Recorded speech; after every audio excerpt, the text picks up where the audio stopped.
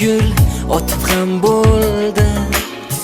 Xilvatlarda labingdan bol totib ham bo'ldi. O'tgan bahor faslining eng go'zal ayyomi bilan xalqaro xotin-qizlar kunidan sizlarni jamoamizning nomidan chin qalbimdan tabriklashga ruxsat berasizlar.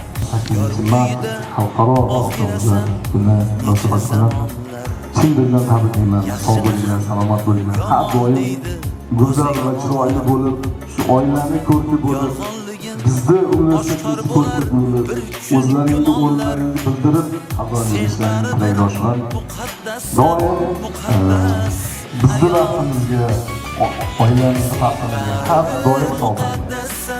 Nima yaxshiliklar bo'lsa, shunday sizlarni har dunyodagi yaxshi ezgu niyatlar, tilaklar bo'lsa, barchasi sizlarga qancha aytsak kam. Har doim shunday go'zal bo'lib, universitetimizni bir fayzi, barakasi bo'lib, yonimizda birga ishlash nasib etsin. Tabriklayman.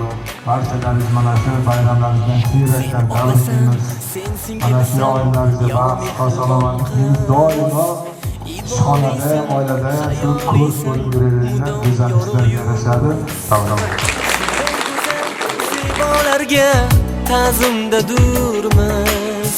Sen baribir muqaddassan, muqaddas ayol.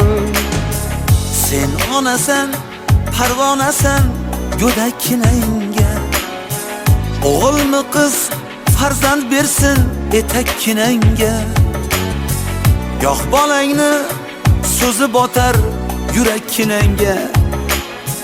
Sen baribir muqaddassan, muqaddas ayol. Sen baribir muqaddassan, muqaddas ayol. Sen baribir muqaddassan, muqaddas ayol. Sen baribir muqaddassan, muqaddas ayol.